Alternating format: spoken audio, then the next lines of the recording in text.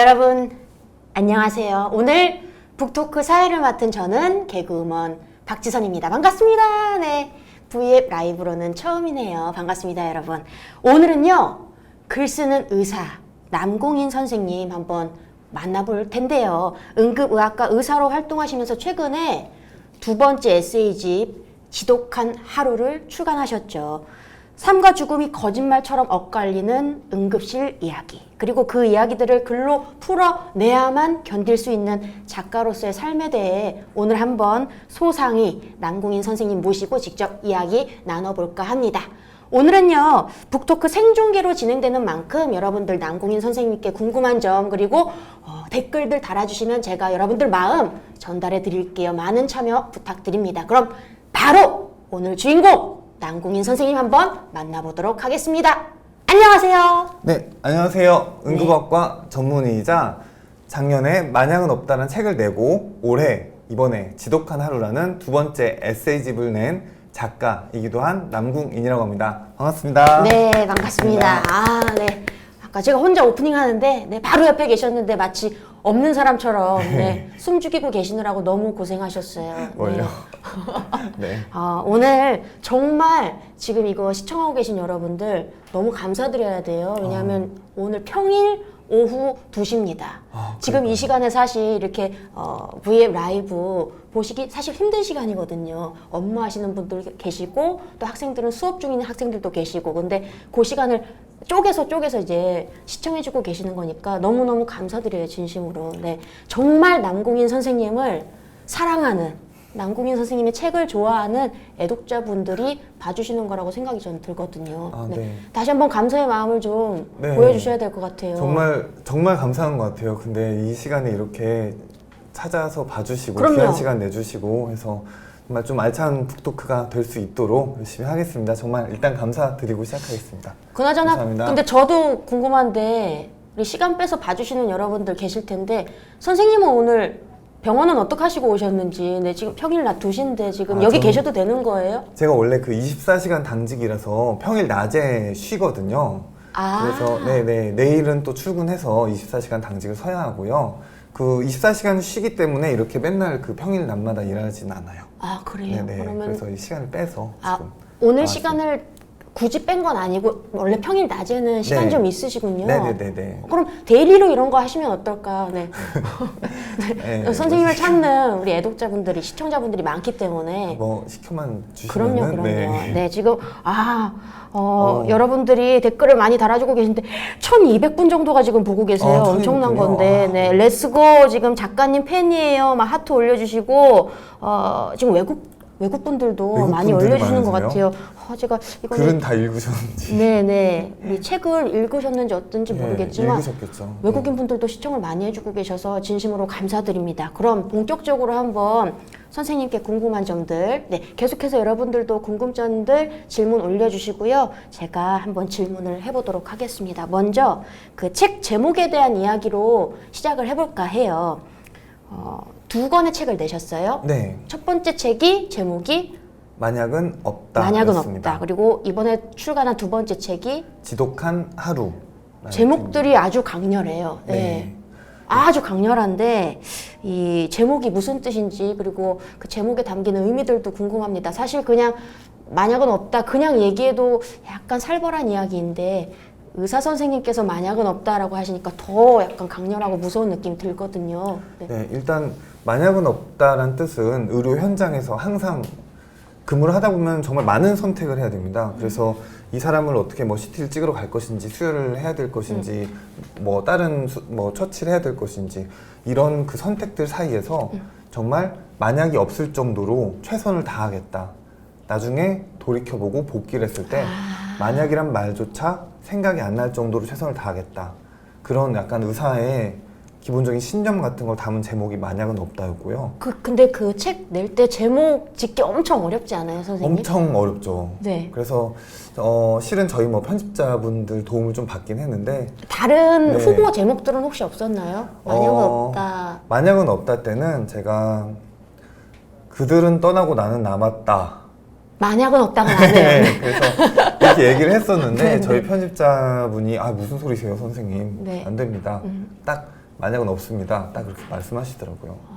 그리고 이번 책은 제 지독한 하루, 이번 책도 이렇게 책을 제목을 한 10개쯤 써놓고 고민했거든요. 아, 그러세요? 그래서 네.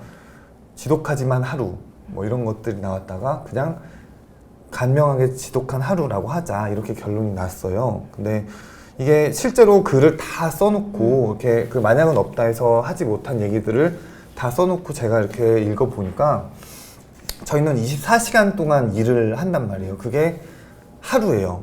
24시간 하루. 근데 이 하루 종일 그 쉬지 않고 몇백 명의 환자를 보게 되는 거죠. 그래서 이게 그냥 다른 사람한테는 평범하게 직장에 다녀와서 밥을 먹고 쉬는 그런 하루일 수 있지만 저한테도 같은 하루지만 저는 이 하루를 지독한 하루라고 명명하고 싶었어요. 이 그 동안 벌어진 일들을. 결국은 이것도 딱 하루 안에 일어난 일들이니까요. 그래서 이런 제가 겪는 하루들의 단면을 보여준다는 의미에서 지독한 하루라고 짓게 되었어요. 제목들이 강렬하고 또 이렇게 5글자로 딱딱 떨어지는 걸로 봐서 다음 책도 아마 지금 준비하고 계실 것 같은데 다음 책 제목도 혹시 5자로 떨어지는 건지. 네. 이 다음 책은 어쨌든 아까 강박 있으신 건 네. 아니죠? 꼭 5글자로 해야 된다 뭐 이런. 그 메디컬 에세이로 내게 된다면은 그래야 될 것 같아요. 또 5글자로? 네, 5글자로. 이제 5글자 안에서 찾을 것 같아요. 네, 네. 5글자 안에서. 네. 네, 그렇게 문득 되면 그런 생각이 진짜 들더라고요. 욕심 나더라고요. 5글자. 그런 걸 또 독자들이 또 기다리고 있을 수도 있습니다. 그러니까요. 네. 왜 이거 6글자? 글자가 좀 벗어나면 약간 길어지면은 네. 뭐야 이거 약간 콜렉션 또 하시는 분들은 모으시는 분들은 5자로 딱딱딱 책장에 떨어지면 또 이쁘거든요. 예. 네. 그것도 고려해 주시면 굉장히 네, 감사하겠습니다. 반드시 고려하겠습니다. 다음 질문 또 한번 드려볼게요. 네네네. 이 와중에 여러분들 많이 지금 2,000명 넘었어요. 댓글 올려주고 계신데 네. 둘이 동문이 만났네요 뭐 이런 것도 있네요. 네. 안 그래도 방금 시작 전에 네. 선배님 제가 공약번 선배님이라고 하셔가지고 갑자기 시작 전에 제가 긴장을 확 했거든요. 네. 갑자기 선배님이라고 네, 하시는 네. 거예요. 너무 어려워졌어요. 그래서 네, 편안하게 아유. 오라버니 네. 하려고 그랬는데 아유. 네. 네. 편하게 해도 되죠. 네, 어쨌든 동문이라 반가운 것 같아요. 이게 독자분들도 얘기하시는 것처럼. 네네네. 저는 뭐 선배님이라 저 또한 반갑습니다. 네. 네. 바로 다음 질문 한번 드려보도록 할게요. 네. 지금 굉장히 사실 부지런하신 것 같아요. 네. 저도 책을 2권을 다 읽고 온 독자로서 정말 연말에도 일하시고 크리스마스에도 일하시고 책 보니까 진짜 남들 다 쉬는 날에도 일하시고 정말 바쁘시구나. 언제 쉬시나 이분은 정말 그런 생각이 들었는데 1년에 한 권씩 그 시간을 쪼개서 지금 2년 동안 책을 무려 2권이나 지금 쓰셨어요. 네네네. 대단하신 것 같아요. 그리고 이것뿐만이 아니라 SNS에도 계속해서 글을 올리시고 신문 칼럼에도 글을 기고하세요. 네네. 가지가지 하시네요. 네. 정말 이제는 닥터가 아니라 라이터 같으신데 글쓰기를 이렇게 좋아하시면서 왜 의대에 가셨는지. 이게 네. 제가 고등학교 때 막상 성적이 언어도 제가 되게 좋아했거든요. 저는 그리고 글 쓰는 사람을 해야 되겠다. 이런 식으로 저 고등학교 때 진짜 생각을 그때부터요? 했어요. 학창 시절부터? 제가 글 쓰는 감정, 글을 읽고 거기서 느껴진 감정보다 아름다운 것은 없다고 믿는다. 이런 식으로 제가 그 표지에 써놓은 게 있는데요. 완전 문학 소년이셨네요. 네, 정말 제가 고등학교 때 그렇게 느꼈어요. 시 같은 거 보면서 너무 아름다워서. 근데 막상 성적은 수학이 좀 더 좋았어요. 저런. 네. 언어보다 수리 영역 쪽이. 네, 언어 영역도 저는 좋아했는데 성적은 막상 수학이 딱딱 떨어지니까. 성적 좋았다 그랬는데 뭐 언어는 하나 틀리고 수학은 다 맞고 이런 건 아니죠? 좋았다는 게. 그건 굉장히- 두 개. 네, 계속해서 네. 이야기해 주세요. 네. 그래서 일단 이과를 갔어요. 근데 글 쓰는 사람이 되고 싶다고 부모님이랑 이렇게 다 말씀을 드렸는데 일단 이과니까 좀 공부를 열심히 해라 이렇게 말씀하시는 거예요. 그래서 열심히 하고 나서 의대가 성적이 나온 거예요. 첫 해 이렇게 수능 공부를 해서. 그래서 어머니 그런데 저는 글을 쓰고 싶어요. 이렇게 그때도 말씀드렸거든요. 그랬더니 어머니가 의대 가라 이나 무슨 소리니. 의대에 가서 네가 글 쓰려면은 그때 다 써라. 근데 어머니도 이렇게 제가 이렇게 작가가 될 줄은 아마 모르셨을 거예요. 네, 그냥 하신 말씀이신데요, 그리고, 어머님은. 네. 저도 근데 그냥 막연히 어쨌든 성적이 됐으니까 의대에 가자는 생각도 있었고 의대에 가서도 글을 저 스스로 놓지 않고 쓴다면은 할 수 있을 거라는 생각도 들었거든요. 그래서 의대에 갔었던 것 같아요. 결국은 요약하자면은 고등학교 때 성적이 수학이 좀 더 나아서 그랬던 것 같아요.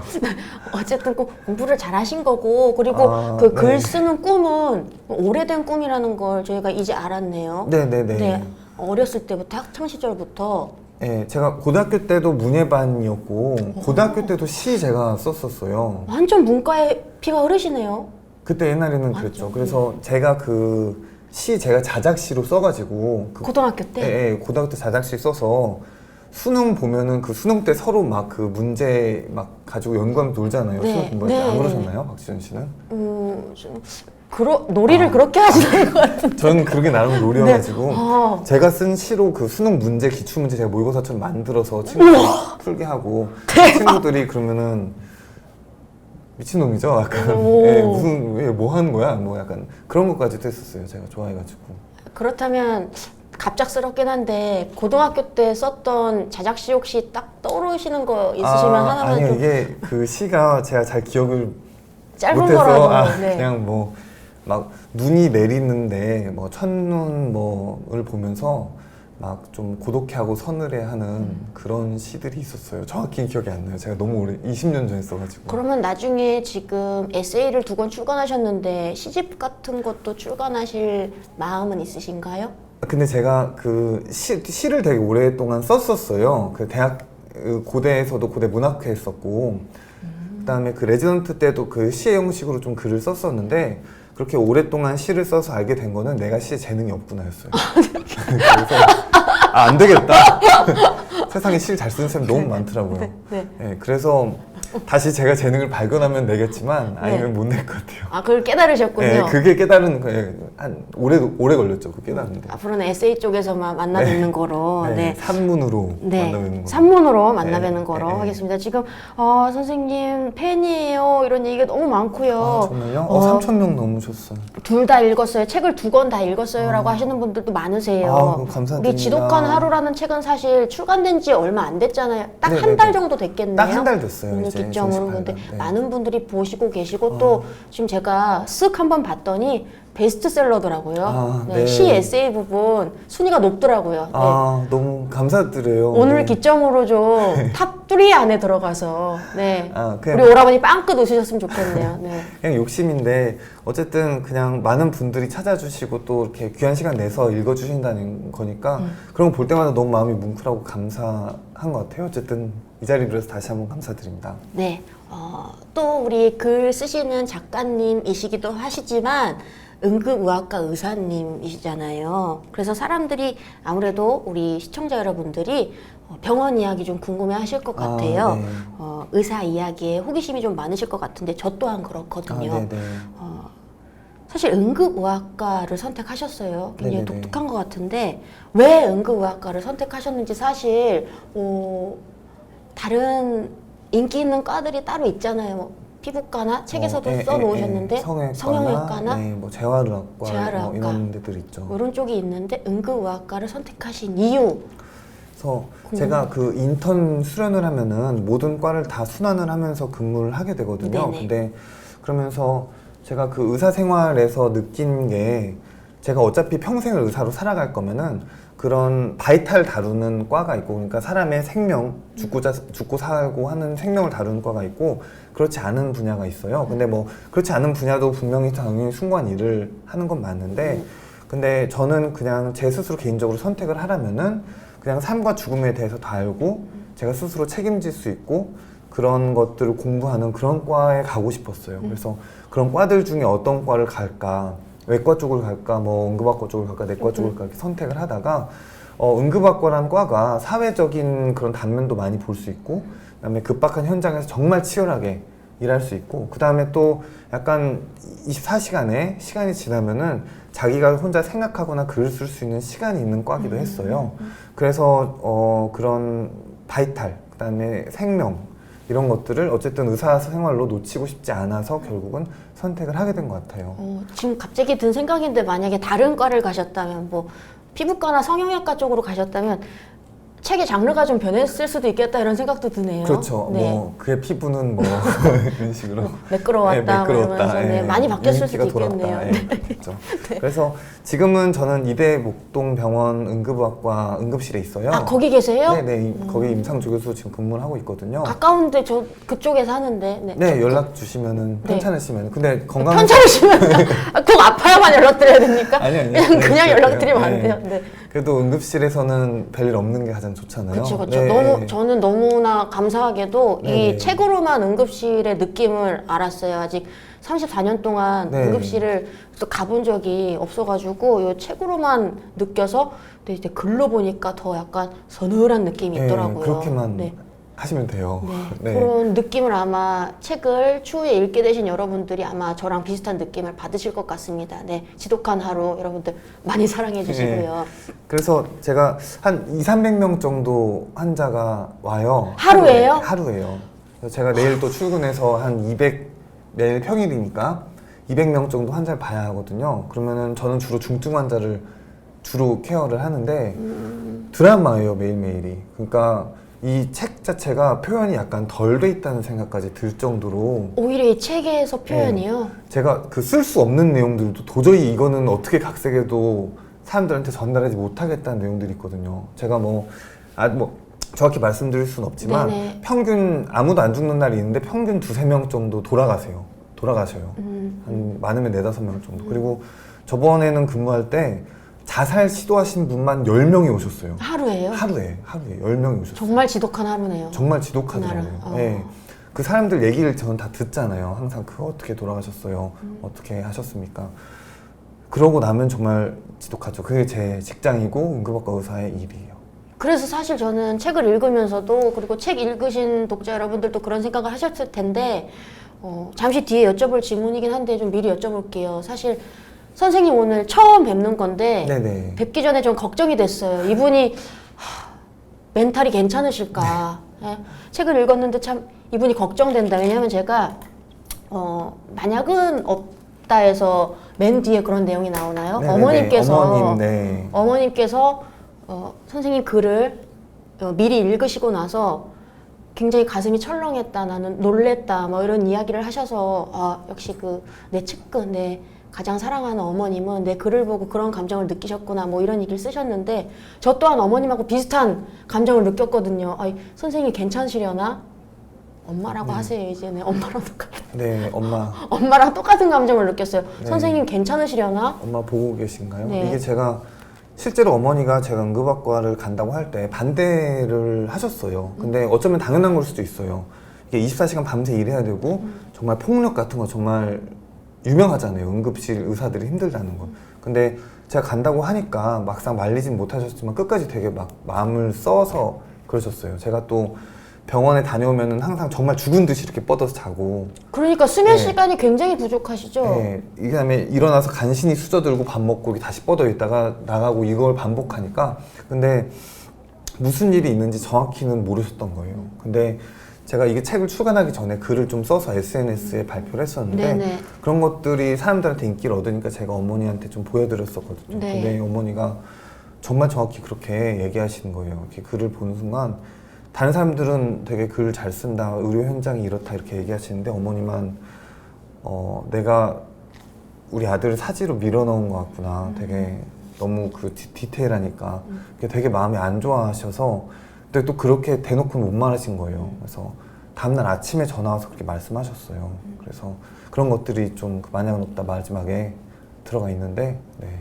괜찮으시죠? 네, 근데 저는 어쨌든 괜찮아요. 네, 네, 저는 그런 글쓰기 자체가 저한테 좀 나름대로의 치유의 행위거든요.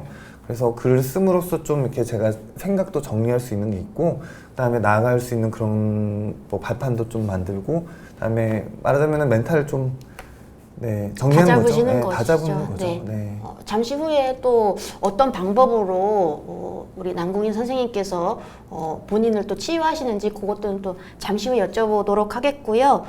계속해서 또 질문 드리도록 하겠습니다. 네. 네. 4,700분 정도가 지금 보고 계세요. 네. 대단하신 건데, 네. 되게 좋아하시네요. 네. 네. 약간 숫자에 집착하시는군요. 아니, 민망해서. 영락 없는 이과생인데요. 숫자에 집착하시는데. 민망해서요. 네. 네. 4,700분. 이제 점점 늘어나고 있습니다. 보시는 분들이. 네. 너무 팬입니다, 의사님. 네. 어떡해요. 남궁인 선생님 반갑습니다. 네, 반갑습니다. 재밌겠다. 그리고 막 중국어로 이렇게 한자로 올려준 네. 요거 해석하실 수 있나요? 요거? 깡수 네. 무슨 뜻인지 못 알아듣겠어요. 중국에 좀 계셨다고 하시지 않으셨어요? 네네네. 뭐 중국어가 아닌 것 같아요. 아, 그렇습니까? 제대로 써진 중국어가 아닌 것 같아요. 네. 이런 분들 계시잖아요. 클라우드 님도 읽는 사람도 멘탈이 힘든 부분이 있었는데 이 책을 쓰고 사건을 직접 보신 작가님 괜찮았는지 진짜 궁금해서 이렇게 작가님의 멘탈의 안위를 궁금해 하시는 분들이 정말 많아요. 네. 근데 정말 그 상황이 거의 다 이 두 권의 책에 있었던 상황이 없던 상황이 하나도 없어요. 그러니까 거의 다 이 세상에 존재하고 제가 거의 목격했던 장면이거든요. 근데 그게 안 힘들 수가 없거든요. 보통 사람이 견딘다면은. 근데 전 또 의사로서 직업적으로 그거에 이렇게 감정이 동요된다든지 그러면 안 되는 직업적인 소명이 있는 사람이라고 생각을 해요. 그래서 그 당시에는 저는 뭐 그 치료에 그 누가 된다든지 영향을 주지 않게 뭐 잘 그 견뎌내고 이겨내는 편이에요. 그리고 잘 하고 있다고 저는 생각은 들어요. 그리고 이렇게 걱정해 주시는 팬 여러분들이 많은 걸 또 생각하시면은 네. 이겨내시는데 좀 도움이 되실 것 그리고 같습니다. 네, 또 제 응급학과 의사가 지금 전국에 1,500명 있는데 실은 저랑 같은 일을 하시는 분들이 딱 1,500명 있는데 저만 또 이렇게 견디고 있다고 얘기하는 것 같아서 다 되게 고생을 많이 하시거든요. 그럼요, 특히 그럼요. 현장에 계신 분들이 또 응급학과 의사만이 아니라 다른 그 의사들도 많고 소방대원들, 간호사분들 다 있는데 예, 그분들도 다 견디고 계신 거니까 이게 예, 저도 뭐 어쨌든 열심히 할 테지만 그런 분들한테도 좀 이겨내는 사람들이 있다는 걸 알아주셨으면 해요. 네. 그리고 너무 힘드시면 동네 동생 또 제가 있으니까 네. 바로 이제 목동으로 달려가도록 네. 하겠습니다. 네. 제가 고척돔 있는 데 살거든요. 고척돔 아시죠? 네네, 고척돔 알아요. 네, 네. 네. 소름 끼쳐 하시는 것 같은데. 네. 아니에요. 다시 한번 이제 책 속으로 들어가서 네네네. 지독한 하루에서 제가 좀 가슴 따뜻해지면서 읽었던 챕터 중에 하나가 라포를 형성한다는 것이라는 제목의 글이 있어요. 네네. 그 글 읽고 굉장히 그 서늘한 글들 사이에서 가슴이 네. 좀 따뜻해졌었거든요. 네네네. 라포란 무슨 뜻이고 그리고 의사 남궁인 선생님은 어떻게 라포를 지금 형성하고 계시는지 그것도 궁금합니다. 일단 이게 라뽀라는 개념이 일반 라뽀입니까? 라뽀라고 라뽀? 예, 발음이 라뽀거든요. 예, 이게 그 병원에 안 계신 분들한테는 좀 개념이 생소할 수가 있어요. 근데 환자가 느끼는 의사한테 느끼는 유대감이라든지 신뢰감 이런 게 약간 라뽀라고 하고 의사 입장에서는 라뽀를 쌓는다 환자랑 이런 식으로 얘기를 하게 돼요. 굉장히 중요한 거네요. 굉장히 중요하죠. 네. 일단 기본적으로 제가 그 환자를 치료할 때 그 라뽀가 어느 정도 어떻게 쌓였냐가 치료 결과에 직접적인 영향을 미치게 돼요. 이게 심리적인 네, 부분이 네. 굉장히 중요하잖아요. 치료하는데. 환자가 그 모든 제가 그 오더 낸 행위를 전부 믿고 따라오는 거니까요. 그럼요. 근데 이게 실은 많은 사람들 보다 보니까 쌓기 힘든 법도 좀 있거든요. 쌓기 힘들 때도 있고. 근데 제가 학생 때 네. 수학과 실습을 다녔었는데 수학과 주임 약간 노 교수님이 계셨어요. 근데 회진을 돌고 계신데 엘리베이터에서 이렇게 그 회진을 따라 올라가시고 저희는 그 회진을 그 따라서 그 도는 학생들이었어요. 이렇게 뒤에 그 뒤에서 서 계신 이렇게, 분들. 네. 네, 되게 그 쭈삣쭈삣하게. 네, 되게 피곤해 하시면서 서 계신 분들. 네, 네. 네, 그래도 피곤해요 따라다니면. 근데 그 엘리베이터에서 아이를 한 분 만났어요. 그 엄마랑 아이가 있었는데 엄마가 약간 그 아는 사이인지 아이를 좀 봐달라고 이렇게 말씀하시는 거예요. 엘리베이터 네, 내부에서요? 엘리베이터 내부에서요. 환자는 아닌데. 근데 진찰할 그런 게 없잖아요. 그 아이도 좀 봐야 되고. 근데 시간이 없는데 되게 익숙하게 교수님이 아이의 손바닥에 손을 이렇게 딱 대는데 손이 또 크셔가지고 아이의 머리를 거의 다 이렇게 딱 감싸시는 거예요. 아, 머리에 이렇게 네, 손을 대셨군요. 네, 딱. 근데 그게 체온을 정확히 전달해 받는 느낌도 있는데 약간 그 감정이라든지 아이의 마음을 약간 전달해 받는 그런 느낌인 거예요. 그래서 딱 그 전달을 받은 다음에 떼고 열은 없는데 괜찮을 것 같습니다. 그러니까 정찰한 거는 아니에요, 정식으로. 근데 엄마가 바로 감사합니다 이렇게 바로 말씀하시는 거예요. 진찰한 것도 아닌데. 그래서 저런 행위 자체가 이렇게 마음을 얻어오는 저런 약간 어쩌면 사소한 행위일 수도 있지만 저런 게 마음을 얻어오는 행위구나 이런 식으로 좀 감명을 받은 게 있었어요. 그래서 그게 의사가 됐는데도 계속 생각이 나는 거예요. 그래서 환자분들이 이렇게 응급실에 급박하고 막 좀 성나시고 뭐 답답하고 이러신 분들이 계세요. 근데 일단은 또 체온을 재는 의미도 있으니까 이렇게 손을 대고 이렇게 말씀 이렇게 드리면은 되게 이렇게 누그러지게 말씀을 하세요, 항상. 근데 또 저 같아도 제 그러면 머리에 선생님도 그 이후에 그 노 교수님처럼 항상 네. 이렇게 환자분들 머리를 만져주시면서 라포를 형성하고 계신 거예요? 네네네. 라포를? 그래서 이렇게 환자분들이 이렇게 누워 계시잖아요. 그러면 이렇게 쓱 그 이마에 손을 대면서 어떻게 오셨나요? 이렇게 물어보면은 약간 좀 억울한 면이 좀 있으신 환자분들도 뭐 어떻게 왔습니다. 이렇게 누그러지면서 말씀을 하세요. 근데 제가 생각해도 제 머리에 손 대고 있는 사람은 또 어떻게 화를 낸다든지 그럴 수가 없을 것 같더라고요. 그래서 저만의 약간 그런 방법이기도 하고요. 손을 좀 따뜻하게 유지하셔야겠네요. 수족 냉증이 있으시면 갖다 대면 네. 깜짝깜짝 차가워서 놀랄 테니까. 실제로 좀 이렇게 잘 씻고 또 그 환자분들 그 배 만지고 이러면은 대면은 이렇게 차가우실까봐 이렇게 미리 이렇게 따뜻하게 해서 이렇게 대기도 하고. 라포 그렇게. 형성을 위해서 많은 노력을 네. 또 하고 계시는군요. 네. 네. 그래서 그 환자분들 또 입장에서 얘기하는 것도 되게 중요한 행위 같아요. 저는 당연히 그 의사로서 그 얘기하지만 환자분들은 되게 급해서 오신 분들이니까 맞아요. 제가 어떻게 의사 입장으로 얼마만큼 해드릴 수 있습니다. 전 최선의 노력을 다할 것입니다. 라고 이렇게 낙부시켜 드리는 것도 되게 중요한 자세인 것 같아요. 네. 네. 저도 병원 몇 번 가봤을 때 네네. 굉장히 말씀 다정하게 해주시는 의사 선생님한테 신뢰가 많이 가고 라포가 많이 형성되더라고요. 네. 지선 씨, 그 정도면 지선 씨 굉장히 괜찮은 편이에요.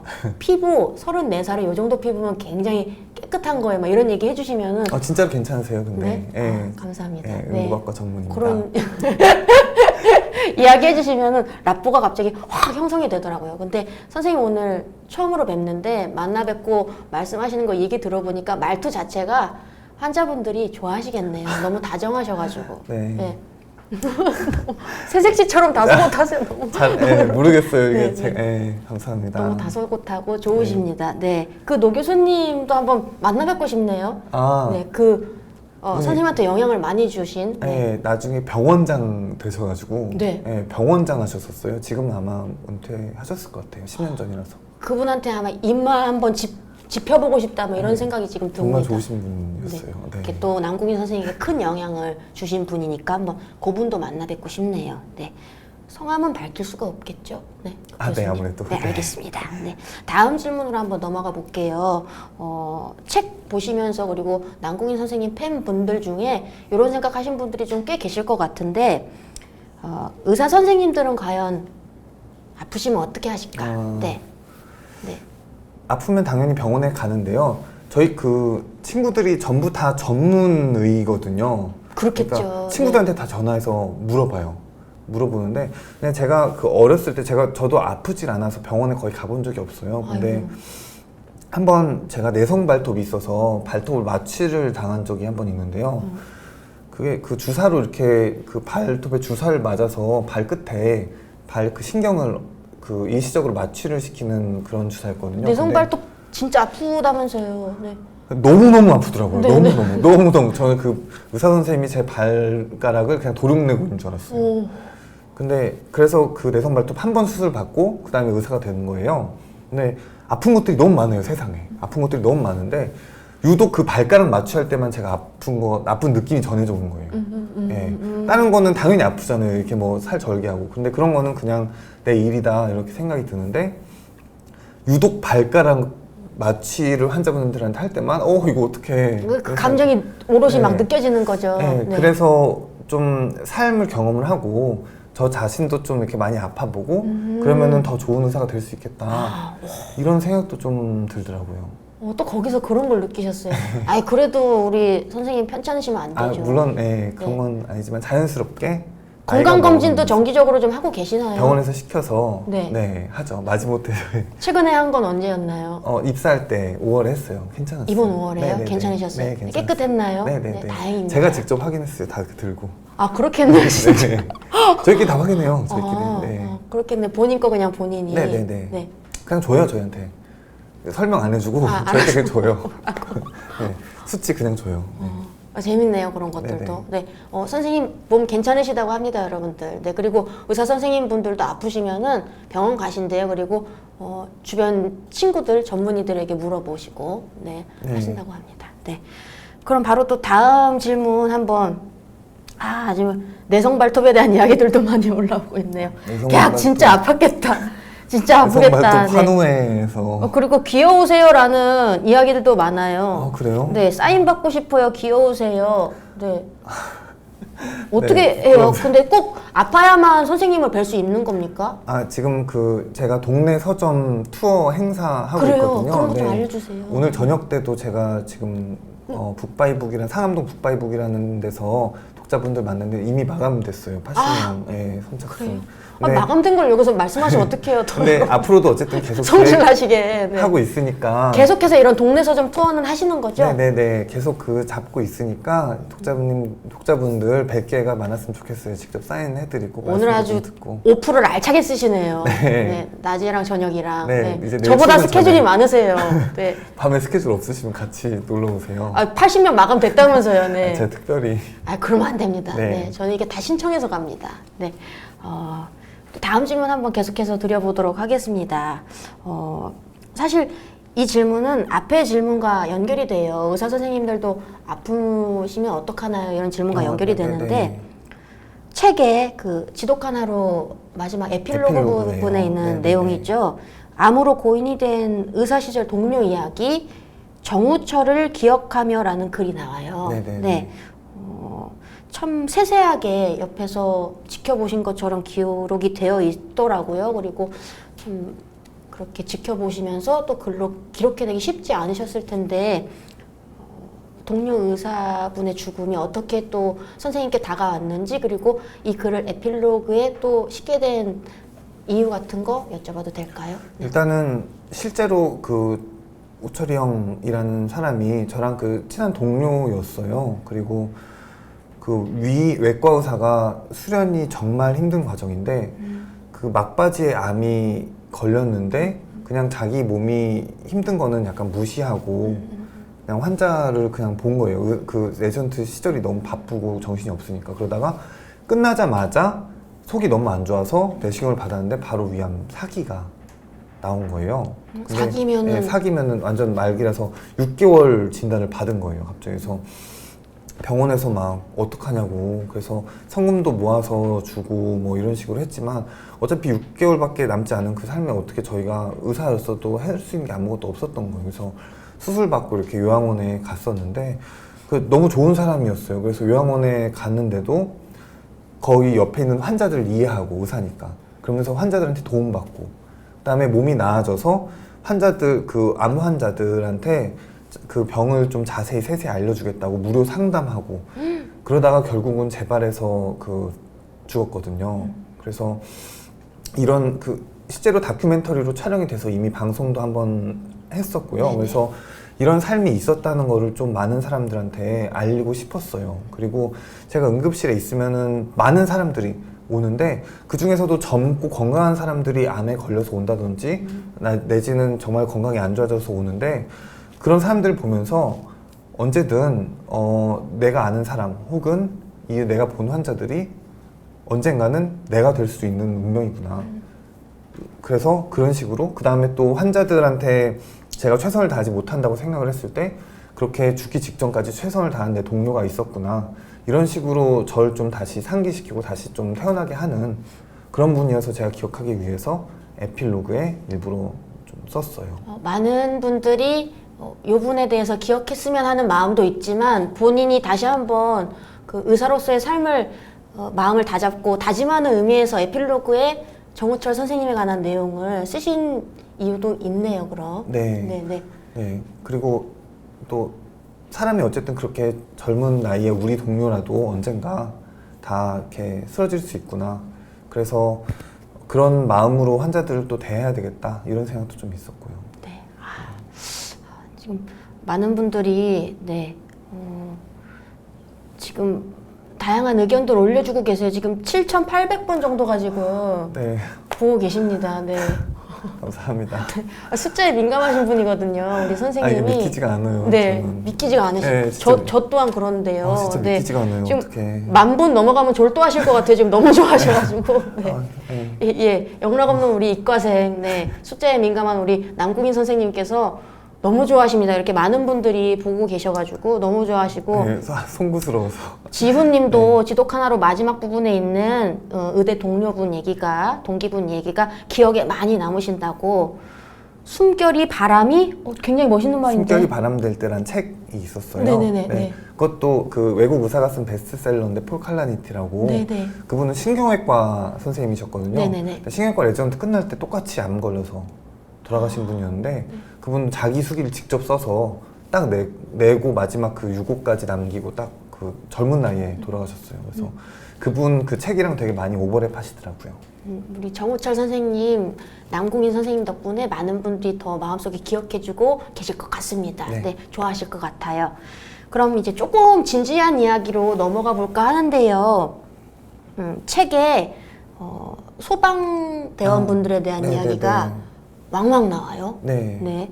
실제 군복무도 소방대에서 공중보건일을 한 것으로 알고 있고요. 네네네. 얼마 전에 마치셨죠? 네, 제가 5월에 전역했습니다. 네. 네. 어디 계셨던 거예요? 충청남도 소방본부라는 데 3년 동안 근무했거든요. 아, 그래서 그곳이 저희는 그 소방관들이랑 상당히 밀접한 거예요. 직접 소방 출동을 한다든지 현장에서 환자를 보지는 않지만 네. 그런 지도하는 역할도 할 뿐더러 그 소방본부라는 곳은 또 그 충청남도의 모든 그 119 콜 전화가 오는 곳이었어요. 충청남도예요? 충청남도 통째, 우와. 아예 통째로. 그래서 전화가 정말 많이 오죠. 하루에 뭐 한 1,000통, 1,000몇백 통 이런 식으로 오게 되거든요. 그래서 소방관 분들이 이렇게 현장에 계시다가 소보대에 한 2년 정도 근무하시다가 다시 가시고 좀 이렇게 순환 근무하시는 곳이에요. 근데 그런 곳에서 이렇게 신고되는 1,000통을 이렇게 옆에서 이렇게 다 통화 받으신 거 듣잖아요. 그러면 정말 별 통화가 다 있어요. 그래서 일부러 이번에 장난 전화 온 케이스들을 모아서 또 써놓은 것들이 있는데 지독한 하루에 그 내용이 네, 담겨져 지독한 하루에 있죠. 써져 있는데 네. 정말 기생천외한 장난 전화고 게다가 수보대원분들이 하루 종일 또 밤새 그 전화 받으신 분들이라서 장난 전화를 정말 잘 받으세요.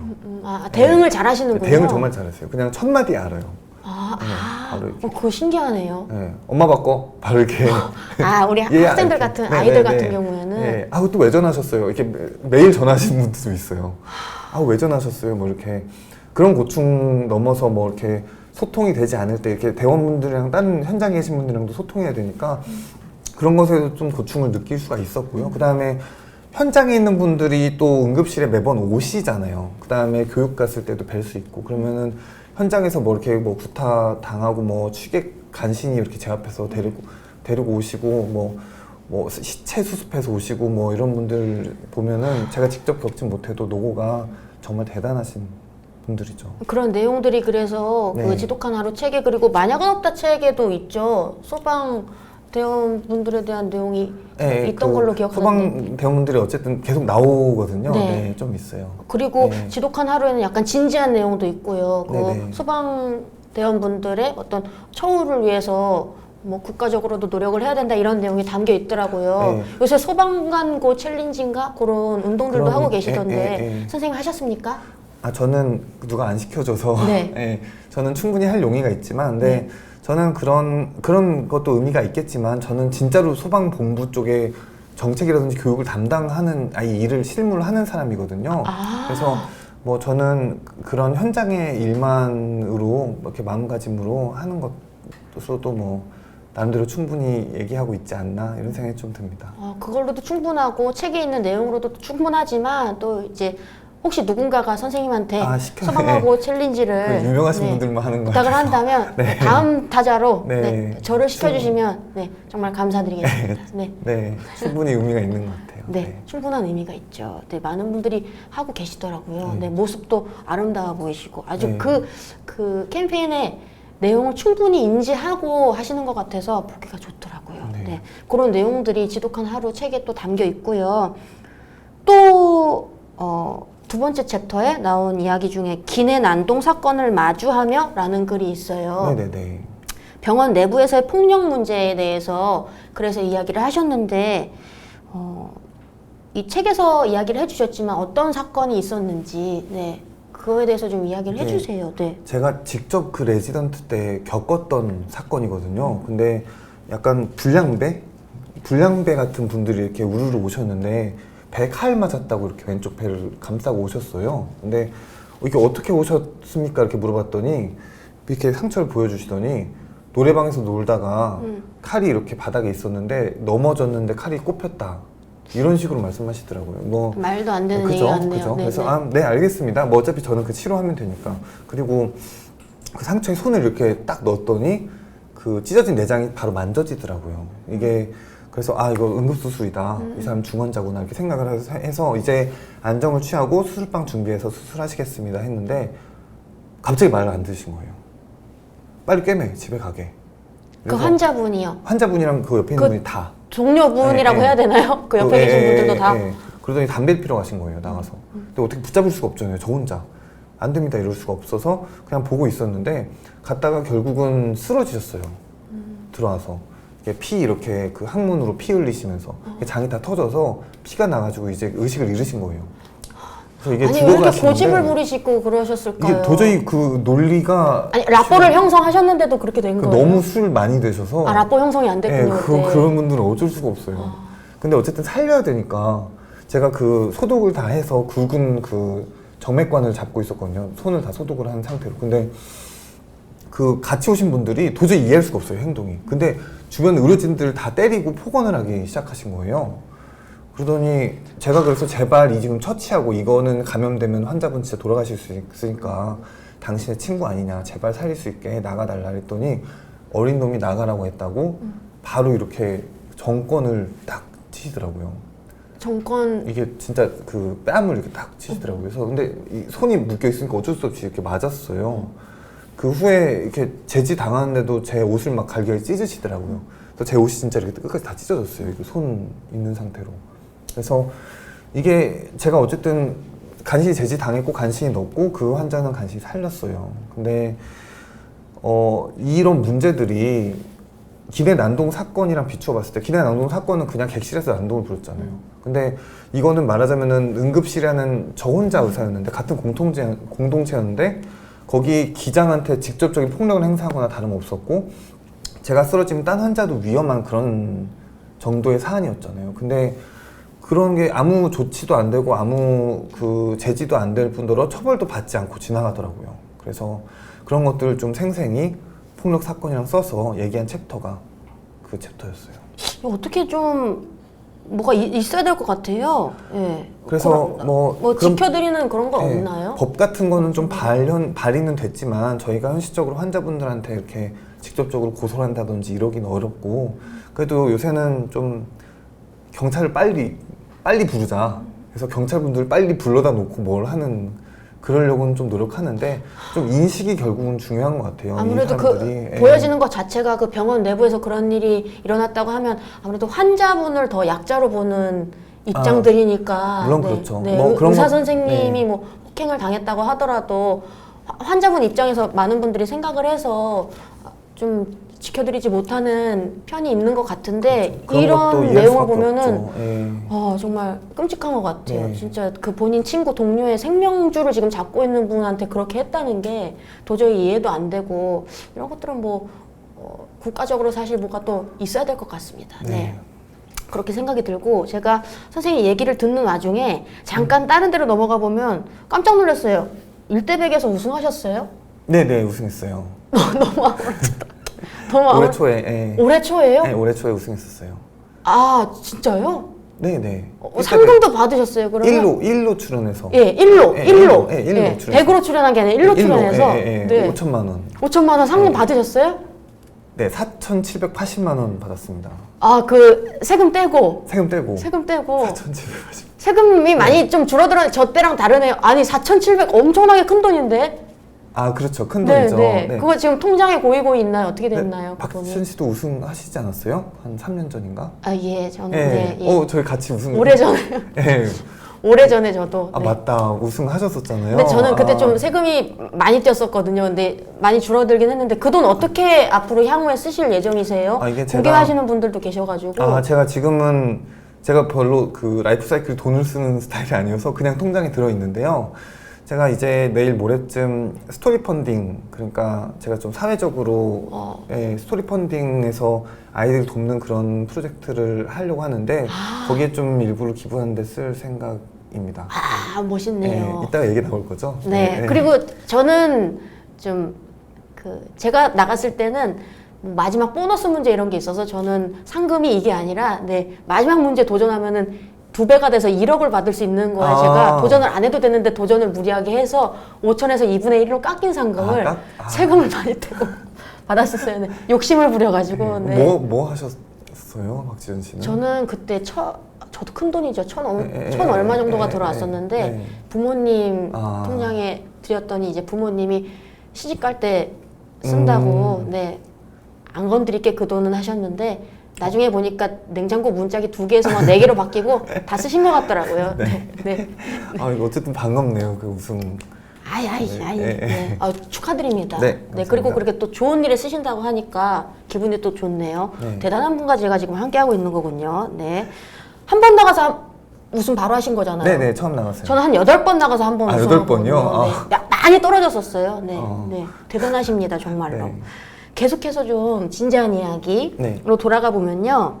세상에 대한 관심으로 이런저런 활동 잠깐 이야기하셨지만 관심이 많으시다고 들었어요. 특히 아이들에 대한 관심, 의료 사각지대 문제에 대해서 관심이 많으신데 이런 문제에 목소리를 내기 위해서 앞으로 향후에 좀 구체적으로 하실 활동들을 좀 미리 예고를 해주세요. 제가 그 작년에 책을 내고 저는 그냥 글 쓰는 걸 좋아했던 그냥 일반 한 명의 의사에 불과했는데 사람들에게 알려지고 이렇게 좀 사랑도 부끄럽지만 받게 되고 해서 이런 걸 좀 도울 일이 없을까 이렇게 생각을 하다가 스토리 펀딩을 해서 좀 불우한 아이 내지는 선천적인 병을 앓고 있는 아이들 혹은 학대당한 아이들을 돕는 그런 프로젝트를 작년 여름에 했었거든요. 너무 화났어요. 학대당한 아이 이야기 나오잖아요. 지독한 하루에 책 읽으신 분들 아마 보셨을 건데 그 2개월 된 아이 이야기 너무 화가 났어요, 정말. 네.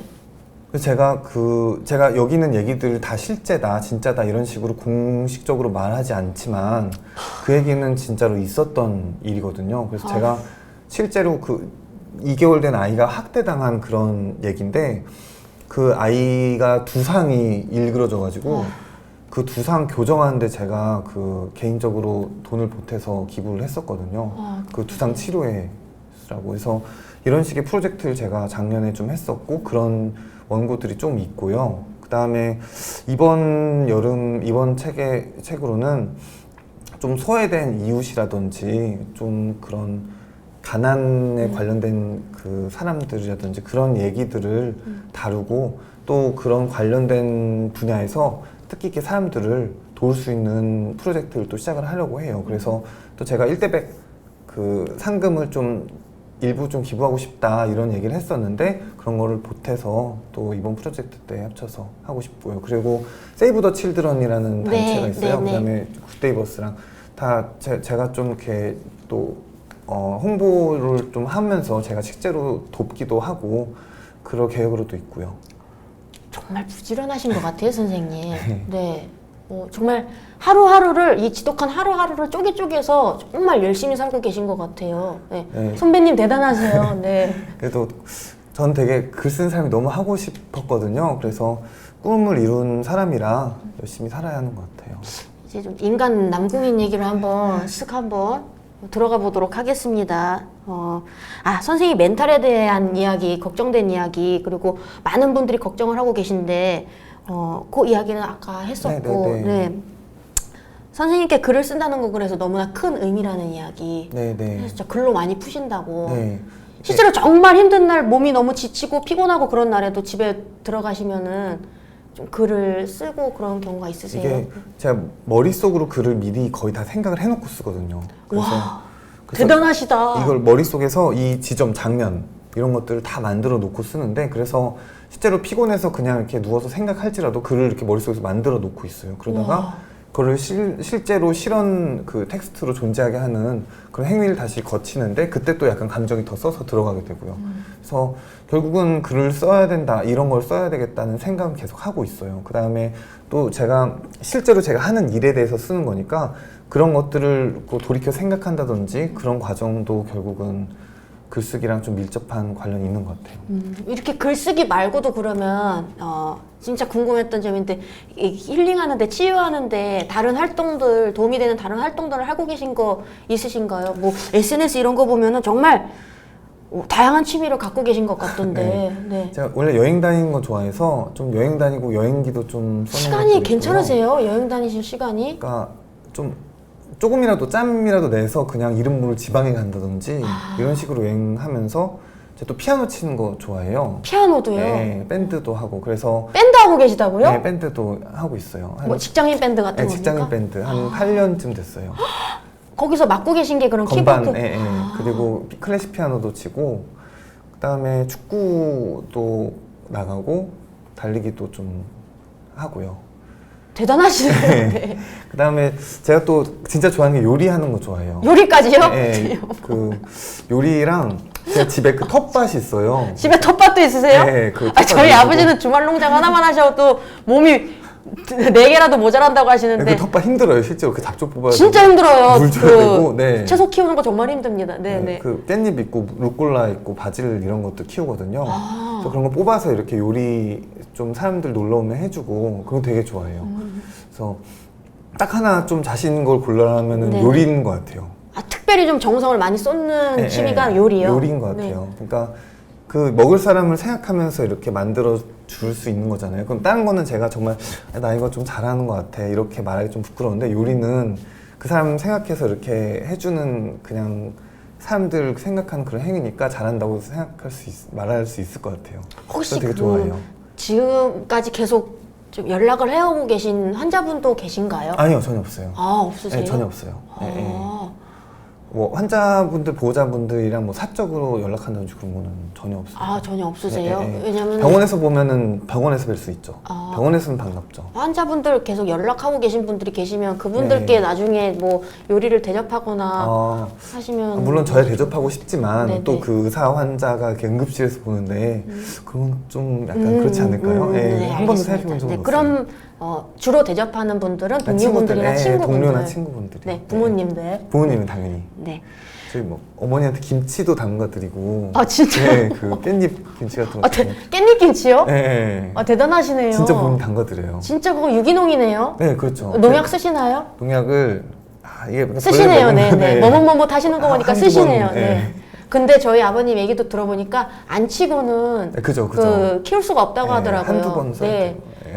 농약을 안 치면 우리가 먹기 전에 벌레가 다 먹어버린다고 네네네. 농약을 조금씩은 쳐야 된다고 말씀을 하시더라고요. 네. 대체로 유기농. 조금이라고 하셨는데 어느 날 이제 주말 농장 놀러 가 보니까 아버님이 인간 스프링클러처럼 이 농약을 뿌리고 계시더라고요. 저 깜짝 놀랐습니다. 네. 저희만 먹는 거라. 네. 그럼 계속해서 다음 질문 드릴 텐데 저는 여기 사실 제일 궁금했던 질문이거든요. 네네. 글을 쓰고 계시지만 또 책을 많이 읽으시죠? 네네. 아주 훌륭한 독자라고 제가 알고 있는데 남궁인 선생님께서 요새 재밌게 읽으신 책 뭐 있으신지. 네. 제가 실제로 그 다음 책이 근데 선생님 지금 이 와중에 1000만 분이 넘어갔어요. 시청하시는 분. 네. 어떡해요 저. 이거 감동을 좀 표현해 주세요. 네. 일단 지금 계약도 다 했거든요. 계약했어요. 요즘 학생 친구들도 지금 볼 수가 없는데 지금 근무 시간인데 지금 10,000 분이 넘었어요. 네, V앱 시청자분들 하여간 정말 감사드립니다. 예. 이렇게 이 시간에 10,000분이나 봐주시고 너무 감사드립니다. 네네. 네. 최근에 재미있게 읽은 책들 좀 소개해 책 주세요. 얘기하고 네, 있었죠? 책 좋아하시는 시청자분들 많이 보고 계시니까. 그래서 제가 그 다음 책으로는 실은 서평집을 진짜요? 서평집을 다 썼어요. 초고를. 그래서 제가 그저께 냈거든요. 네, 서평이 한 매일매일 읽은 책을 기록하는 그런 책이 일기처럼 쓴 책이라서 한 180편쯤 들었어요.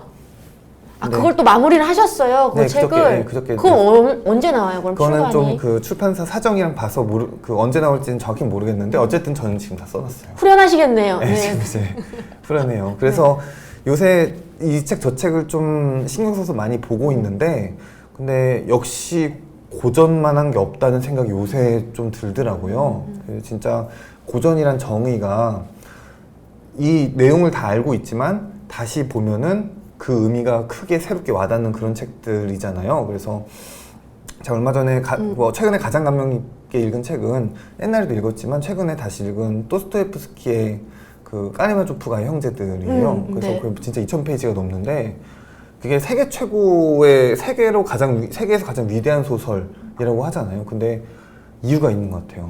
정말 그 한번 살면서 꼭 사람이 좀 읽어봐야 될 그런 소설이 아닌가 생각이 들고요.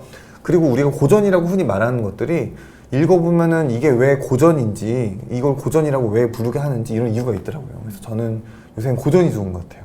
저도 우리 학교 다닐 때 언어 영역 지문으로 봤던 문학 작품들 있잖아요. 네네네. 그런 것들 그때는 진짜 쳐다보기도 싫었는데 나중에 어른 돼가지고 나이 먹고 다시 보니까 재밌더라고요. 네. 예. 왜 교과서에 실렸는지 알겠더라고요. 네. 왜 좋은 작품인지. 네. 저 그래서 저도 무진기행 이런 작품 굉장히 좋아하거든요. 김승옥 작가님. 네. 저 그 무진기행 저도 그 고등학교 때 너무 좋아가지고 고등학교 때도 어쨌든 김승옥 그 구할 수 있는 거는 다 찾아봤었는데 대학 오자마자 제가 그 전집부터 보기 시작했어요. 김승옥 전집 너무 소설이 좋아요. 그러면 고전 말고 최근에 나온 책 중에 재밌게 읽으신 책 혹시 없으세요? 최근에는 최근에, 뭐 김영하 선생님이나 김혜란 선생님 책이나 다 봤는데 역시 소설을 잘 쓰는 사람들이 어디선가 잘 쓴 소설을 내기 위해 노력해서 좋은 글들을 쓰고 있구나 이런 생각이 들더라고요. 정말 다 좋은 책인 것 같아요. 저도 굉장히 재밌게 읽었는데 네. 특히 김혜란 작가님 엄청 좋아하거든요. 너무너무 잘 쓰세요. 네. 언젠가 여기 V북스에 혹시 김혜란 작가님 나오셨었나요? 네? 아직 안 나오셨어요. 아직 안 나오셨어요. 이거 사회로 알고 있어요. 박준신님은 나오신 걸로 제가 알고 네네네. 있는데 박준신님도 엄청 좋아하고 김혜란 작가님도 엄청 좋아하거든요. 네. 저도 바깥은 여름이랑 책 엄청 재밌게 봤는데 너무 좋은 책이에요. 너무 좋죠. 책. 네. 네. 김영하 선생님 책도 봐야겠네요. 네네. 김영하 선생님 책은 제목이 오직 두 사람. 오직 두 사람. 네네. 네. 그 책 추천에 남궁희 선생님께서 그 책 최근에 재밌게 보셨다고 합니다. 네, 여러분들도 시간 되시면 한번 책 사서 읽어보시면 좋으실 것 같아요. 네. 저도 다 읽진 않아도 책 사는 거 굉장히 좋아해가지고요. 네. 네. 여기 오는 길에도 문고 큰 거 하나 있잖아요. 이따가 네. 한번 들러보려고요. 네. 아, 책 보러 가는 거 굉장히 좋아하거든요. 저도 한번 들러봐야 되겠어요. 거기 가가지고 또 네. 우리 오라버니 책 몇인지 한번 보고 실시간으로 알려드리겠습니다. 네. 네. 베스트셀러 쪽에 이렇게 자리 잡고 있는지 이런 것들 해가지고 보내드리겠습니다. 네. 지금 시간이 많이 흘렀어요. 네, 그러네요. 11,900명. 12,000분 우와. 정도가 보고 계시고 지금 거의 이제 끝낼 시간이 다 네. 되어 가고 있는데 지금 많은 분들이 또 에세이 같은 수필이에요. 이거 어떤 겪었던 일을 적은 일기 같은 내용이에요. 대부분 선생님의 경험을 통한 이야기예요. 이렇게 선생님 책을 지금 우리 시청자분들끼리 서로 이렇게 서로 공유하면서 이렇게 말씀해 주시는 정보를 거죠? 공유하면서 이야기해주고 계시는 것 네. 같아요. 그리고 샤샤님이 선생님 되게 좋은 일 많이 하시네요. 아시고요. 부끄럽습니다. 네, 우리 엔수 1호 이사님이 전 이만 하고 이제 떠나셨어요. 네. 직장 상사분께 걸리셨나봐요. 전 이만 점점점 하시는데 그 점점점에 되게 아련하네요. 네. 이만 점 가볼게요 하셨는데, 네. 이희재님이 지독한 하루 만약은 없다랑 비슷한 방식의 책인가요? 라고 하셨는데. 네. 지독한 하루는 만약은 없다랑 결국은 같은 사람이 같은 공간에서 글을 썼으니까 네. 비슷한 내용이긴 한데요. 좀 더 약간 세밀한 묘사에도 중심을 좀 더 뒀고 그 다음에 좀 사회적인 문제로 이끌어 나가려고 노력을 더 한 책이에요. 그래서 네, 둘 다 좋은 책입니다. 둘 다 열심히 쓴 책입니다. 제가 느끼기엔 저도 이제 두 권을 다 읽었는데 만약은 없다보다 뭔가 더 강렬해진 느낌이었어요. 저는. 네. 그 요조 씨도 뒤에 서평인가요? 네네네. 이렇게 이 추천사를 추천사를 적어주셨는데 요조 씨도 그 한 챕터 한 챕터 읽을 때마다 계속 이어서 읽을 수 없었다. 계속해서 딴짓을 해야 되었다. 그럴 정도로 이제 굉장히 한 챕터 한 챕터가 좀 힘들었다 그런 얘기 하셨는데 저 또한 약간 한 챕터 읽고 나서 뭔가 이렇게 마음을 다시 다잡아야 되는 그런 느낌에 만약은 없대 때보다 만약은 없대는 아니죠. 만약 없다 때보다 조금 더 지독한 하루가 더 지독해지고 좀 강렬해진 이야기들이 담겨 있는 느낌이었습니다. 여러분들도 꼭 한 번씩 보시면 좋을 것 같고요. 영영이 님이 나중에 강연도 해주세요. 지현님이 인쌤 정말 존경합니다. 강연도 많이 다니시나요? 네, 강연 요청 있으면은 좀 적극적으로 많이 하는 편이고요. 진짜 피아노 치고 축구하고 요리도 네. 하시고 농사도 지으시고 강연도 하시고 책 쓰시고 얼마 전에 또 마감하셨고 네, 이제 딱터일 그만하시는 거 아니에요? 아니요, 저는 본업은 의사라서. 네, 본업은 또 의사시고 네, 네. 내일 응급실 출근해야 되죠. 그래서 환자를 보러 가야 됩니다. 200~300명의 또 환자들이 선생님을 기다리고 있으니까요. 네. 그래서 강연도 대학교 강연이나 되게 소통할 수 있는 강연 같은 거 많이 하고 있어요. 아이들이 선생님 이야기 들으면은 네. 엄청 좋아할 것 같아요. 우리 중고등학생들이 들으면 또 좋아할 것 같아요. 네. 매딩님이 지독한 하루 대단하세요. 빠건지닝님이 퇴근하고 오늘 이 책 구매하러 서점 고고싱 하겠습니다. 네. 가장 좋은 멘트, 가장 기쁜 멘트인 것 네, 같아요. 네, 이 책 구매하러 가신다고 해요. 감사합니다. 네, 근무 어떤 중에 분이요? 몰래 말씀, 네. 빠건지닝님이 빠원진님 너무 감사합니다. 너무 책 산다는 분한테만 감사한다고 한 거 아니에요? 지금 너무 많은 12,000분들이 지금 보고 계신데. 아니, 다들 네. 감사하죠. 네, 근데, 그럼요. 네. 12,476명 모두가 소중합니다. 그렇죠? 네. 빠건지님 책 안 사면 큰일 나겠네요. 네. 안인영님도 근무 중에 몰래 말씀 잘 들었습니다 하셨고요. 네. 네. 몰래 보셨는데 네, 너무 제가 괜찮아요. 이렇게 본명을 안인영님 너무 본명을 다 얘기했나요? 네, 안 죄송합니다. 걸리셨죠? 네, 네. 감사합니다. 이제 어느덧 시간이 다 됐습니다. 네. 시간이 다 됐는 어떻게 우리 시청자 여러분들 질문을 몇 개를 할까요? 아니면은 마무리를 할까요? 질문 네, 좀 받을 수 있어요. 네. 네. 보내주신다고 보내주신 했는데 질문 좀더 받죠. 질문을 좀 네. 주세요. 네. 병원 이야기 외에 혹시 소설을 써보실 생각은 없으시냐는 질문이 올라왔어요. 네. 실제로 저는 이제 지금 에세이로만 책을 2권을 냈는데, 네. 이게 실제로 저를 화자로 상정해서 쓰는 글들이니까 좀 한계가 있다는 또 생각이 들어서 순수문학적인 그런 소설에도 지금 생각을 하고 있어요. 그래서 몇 개 지금 소재를 만들려고 이렇게 플롯을 계속 구상을 하고 있거든요. 그래서 그게 실제로 활자로 옮겨서 써지면은 그런 것들 좀 또 세상에 발표를 해볼까 이런 생각이 있어요. 소설 꼭 쓰고 싶어요. 우리 남 선생님이 책을 쓰시고 글을 쓰시는 방법은 일단 다양한 방법들이 있겠지만 머릿속으로 먼저 생각을 구상을 많이 하시는군요. 네. 머릿속으로 써내기 전에. 네네네. 일단 생각을 하지 않으면은 이렇게 글이 맘대로 가게 이렇게 놔두질 못해요. 그 다음에 또 생각을 많이 한 글은 디테일한 문장까지 머릿속에서 다 생각해요. 이 문장을 써야 해. 이 사유를 이 사이에 넣어야 돼. 그런 식으로 미리 밑에 쫙 써놓고 이 문장이 들어가야 된다고. 그 다음에 이렇게 진행을 시키고 이런 방식으로 쓰거든요. 그래서 생각을 하는 게 결국은 글 쓰는 행위의 그냥 연장선인 것 같아요. 그래서 다 짜놓고 쓰는 편이에요. 남궁희 선생님이 또 순수문학, 소설 쪽에도 생각이 있으시답니다. 근데 아까도 말씀드렸다시피 시 쪽으로는 네. 본인이 재능이 없으시다는 게 그건 안 될 것 같아요. 곧 깨달으셨대요. 시 네. 쪽은 아니시래요. 친구들도 다 그건 안 된다고. 시는 아니고 소설 쪽으로 생각을 하고 네. 계시다고 합니다. 네. 저도 이 질문 여쭤보고 싶었어요. 네. 수필 대상을 받으신 적이 네네네. 있으시더라고요. 네네네. 네이버에 프로필 쳐보니까 네네네. 대상 뭐 이런 수상 경력이 있으세요. 네네네. 어떤 글이었는지 이게 궁금합니다. 한미 수필 문학상이라고 네. 그 의사들이 하는 의사들 사이에서 수필 그 문학상을 주는 행사인데요. 그런 행사가 있어요? 네네네. 근데 상금이 어쨌든 제법 또 크거든요. 500만 원인가 그렇게 받았었는데 또 심사위원이 어쨌든 정호승 선생님이랑 한창호 소설가님이랑 뭐 이렇게 했는데 그 작품이 죽음에 관하여라는 작품이었어요. 네네. 그래서 만약은 없다의 2번째 실린 작품인가? 그래서 그 말기암 환자가 네. 집에 보내는데 네네네네네네. 다시 이렇게 교통사고가 나서 오는 그래서 그 네네네. 사망자분 오시고 그 다음에 그 교통사고를 말기암 낸 분이 환자분을 오셔서 제가 죽음에 관해서 이렇게 얘기하는 그런 작품이었는데 실제로 그 정호승 선생님이 그 작품을 받아보고 저는 그 진짜 있었던 일이라서 그렇게 썼거든요. 근데 정호승 선생님이 이 작품이 가장 좋긴 한데 이게 진짜인가?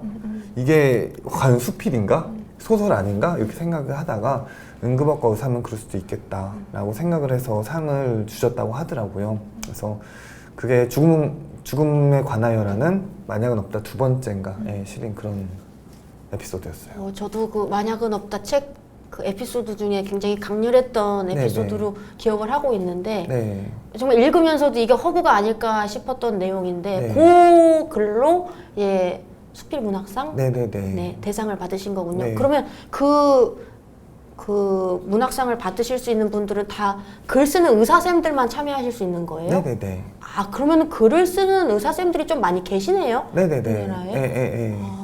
그런 의사들 그 수필 동호회도 있고요. 나름대로 그 글 쓰신 분들이 제법 계세요.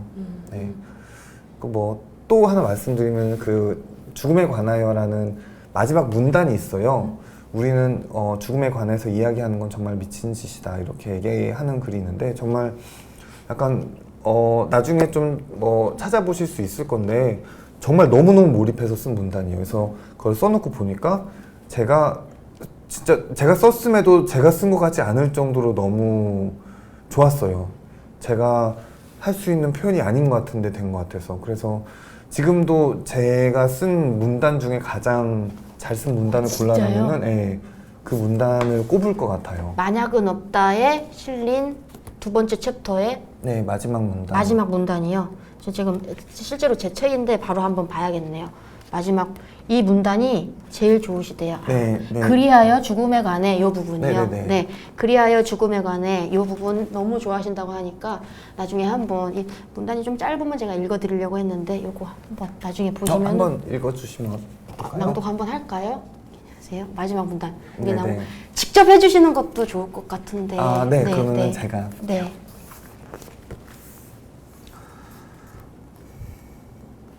그리하여 죽음에 관해 쉽게 왈부하는 것은 미친 짓이다. 그것이 타인의 문제건 혹은 자신의 문제이건 간에 아무도 그런 일을 가볍게 입에 올려서는 안 된다. 고뇌와 고통과 그를 넘어선 우연히 혼재하는 극적이고 거대한 세계. 그 일부만을 핥으며 공감을 표하거나 어떤 죽음은 응당 왔어야 한다고 짓거리는 짓거리는 전부 미친 짓이다. 24개의 갈비뼈와 폐부가 전부 으스러진 죽음에 관해서 그리고 전신이 악성 종괴로 죄어드는 죽음에 관해서 우리는 그 처참한 시체만을 눈앞에서 볼 뿐 아무것도 언급해서는 안 된다. 우린 앞으로도 아무것도 알지 못할 것이다. 아마 그 죽음이 자신에게 올 때까지도. 아, 네. 네. 우리 남궁인 선생님께서 가장 사랑하는 제가, 문단이라고 해야 될까요? 좋아하는 문단인 좋아하는 것 문단. 같아요. 네. 그리고 이 글로 대상을 수상하셨다고 합니다. 네, 가장 사랑하는 문단까지 낭독을 또 해주셨네요. 너무 감사드리고요. 네. 몇 쪽인가요 하셨는데 몇 쪽이었죠? 네, 몇 쪽이지? 두 번째 챕터의 마지막 문단입니다. 43페이지입니다. 43쪽이래요, 여러분. 네. 도서관에서 이미 예약이 다 찼어요. 어떡해요? 하셨는데 사시면 되죠. 네. 네. 근처 서점으로 달려가시면 됩니다. 네, 지금 베스트셀러 쪽에 아마 시 에세이 쪽에 쫙 있을 겁니다. 네, 그러면 너무 좋아하시거든요. 네, 사시면 아마 우리 겟틴님, 겟잇님, 겟잇님, 네. 종용하셔야죠, 사시라고. 네. 예약 초과면은 바로 보실 수 있는 방법이 있으십니다. 네, 바로 문고로 달려가시면 될 것 같습니다. 정말 좋아하시거든요. 네, 마지막으로 이제 오늘 함께 해주신 시청자 여러분들 그리고 지독한 하루를 읽은 독자들에게 혹은 읽지 않았어도 읽을 예정인 우리 독자분들에게 한 말씀 부탁드립니다. 네. 이 만약은 없다란 책이랑 지독한 하루란 책은 응급학과 전문이라는 직업이 여러분들 모든 사람들한테 생소할 텐데요. 근데 그런 것들을 직접 현장에서 경험하고 보고 그 다음에 고뇌하고 이런 것들을 직접 경험하시는 것처럼 자기가 이 직업에 대해서 알지 못해도 경험한 것처럼 더 생생하게 그 지독한 하루를 보여드리려고 쓴 책입니다. 그래서 이런 직업을 가지고 이렇게 치열하게 사는 사람도 있구나. 그렇게만 알아주시면은 그러면은 저는 글 쓴 사람으로서 더 바랄 게 없을 것 같습니다. 그래서 정말 열심히 쓴 책들이니까 잘 봐주시고요. 오늘 너무 감사했습니다. 네, 시청해주신 여러분들 너무너무 감사드리고요.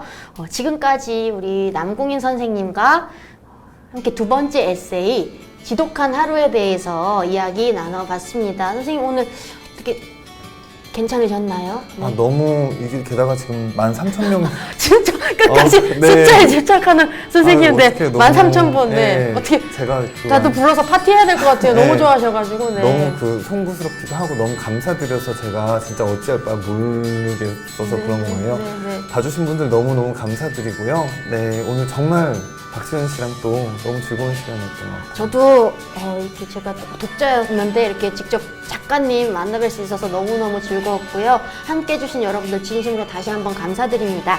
본 생중계는요. 일주일 안에 다시 보기 서비스로 올라올 예정이라고 해요, 여러분들. 남궁인 선생님의 팬분들께서는 조금만 기다려주시면 보고 또 보고 또 보고 하실 수 있는 동영상이 올라올 겁니다. 조금만 기다려주시고요. 오늘 네이버 생중계 함께 해주신 여러분들 다시 한번 진심으로 고맙습니다. 저는 이제 물러가도록 하겠습니다. 저는 개그우먼 박지선이었고요. 네, 남궁이었습니다. 정말 감사드립니다. 안녕!